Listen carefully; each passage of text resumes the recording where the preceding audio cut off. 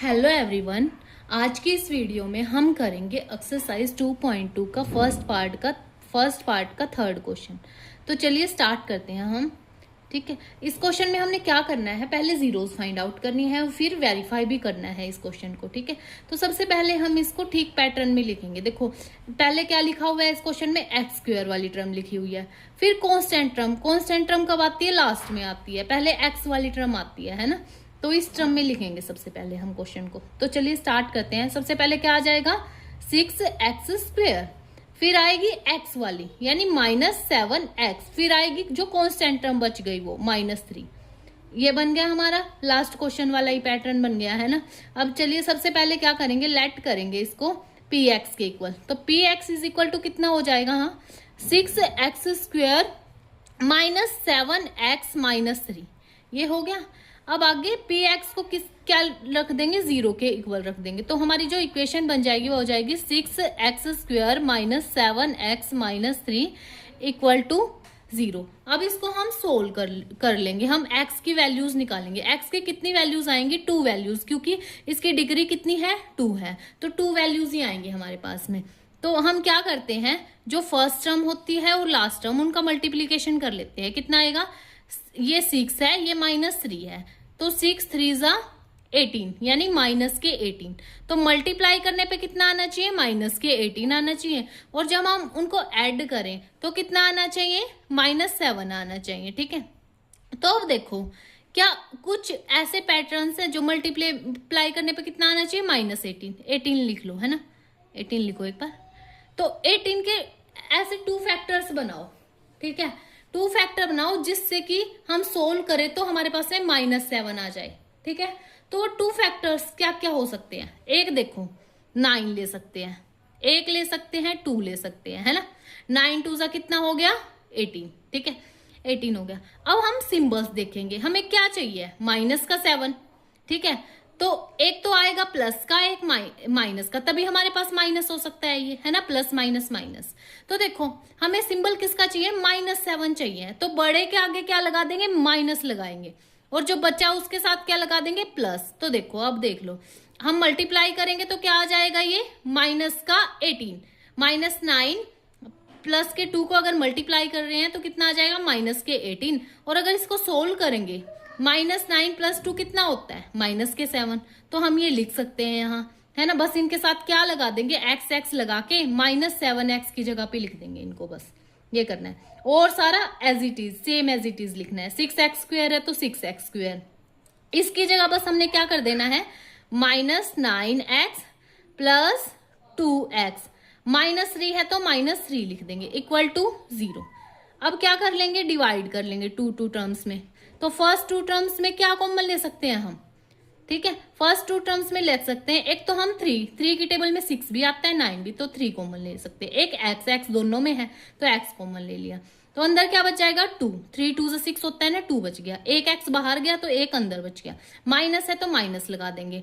3 3 ज़ा 9 तो 3 आ जाएगा यहाँ, x बाहर गया तो कुछ नहीं आएगा। ठीक है, अब सेकंड वाले जो सेकंड में देखो क्या कॉमन आएगा हमारे पास में, 2x -3 में से क्या कॉमन ले सकते हैं, कुछ भी कॉमन नहीं आएगा तो 1 कॉमन आ गया, तो 2x -3 एज इट इज रह जाएगा, इक्वल टू 0 है तो इक्वल टू 0। अब देखो इन दोनों में से क्या कॉमन आ सकता है, जो भी ये दो बने, 2x -3 दोनों में सेम दिख रहा है, 2x -3 को बाहर ले लिया, अंदर क्या बच जाएगा, 3x + 1 इक्वल टू 0। अब क्या करना है, दोनों को अलग अलग कर लेंगे, 2x -3 इक्वल टू 0। ठीक है, 3x + 1 इक्वल टू 0, ये हो गया हमारे पास में। अब -3 उधर जाके +3 हो जाएगा, x की वैल्यू 2 इधर मल्टीप्लाई में है तो उधर जाके डिवाइड हो जाएगा, तो एक x की वैल्यू आ गई हमारे पास में, एक वैल्यू आ गई, वो आ गई 3/2, यानी फर्स्ट रूट आ गया 3/2। अब वैसे ही हम क्या करेंगे, सेकेंड रूट निकाल लेंगे, तो 3x = +1 है तो उधर जाके -1 आ जाएगा। अब 3 है जो वो इस साइड किस में है, मल्टीप्लाई में, उधर जाके किस में हो जाएगा, डिवाइड में हो जाएगा। ठीक है, तो हमारे पास में ये 2 रूट्स आ गए। अब देखो हमारे पास ये होगी अल्फा की वैल्यू, अल्फा की वैल्यू कितनी होगी, 3/2। बीटा की वैल्यू कितनी होगी, 1/3। तो हम प्रूव कैसे करते हैं, प्रूव करते हैं जो रूट्स का सम होता है वो किसके इक्वल हो जाता है हमारे में माइनस बी बाय ए के इक्वल, ठीक है। और जो प्रोडक्ट होता है वो किसके इक्वल हो जाता है, सी बाय ए के।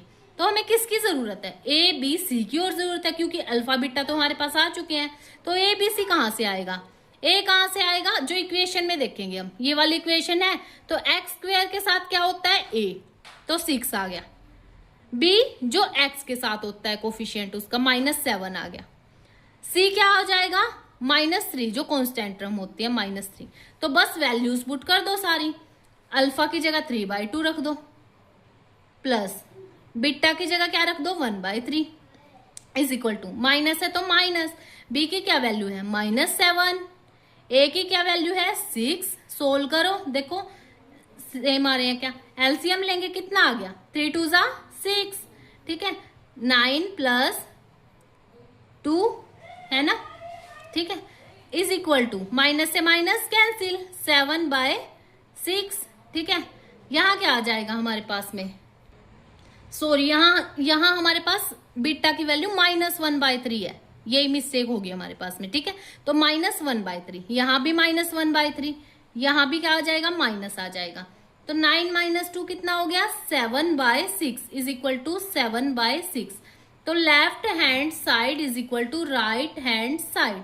तो अवर आंसर क्या हो गया, राइट हो गया, ठीक है हमारा आंसर। अब दूसरी प्रोडक्ट वाली साइड से भी प्रूव करके देख लेते हैं। अल्फा की क्या वैल्यू है 3/2 मल्टीप्लाई बीटा की कितनी वैल्यू है -1/3 इक्वल टू सी की कितनी वैल्यू है -3, ए की कितनी वैल्यू है 6।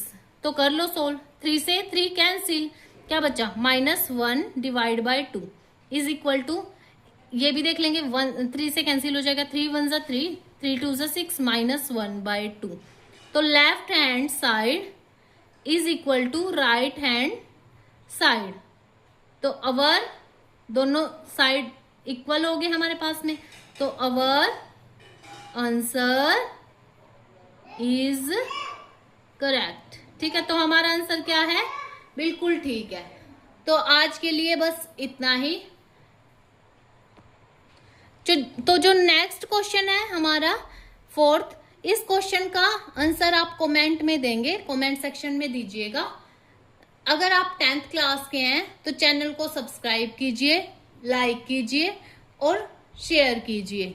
Thanks for watching.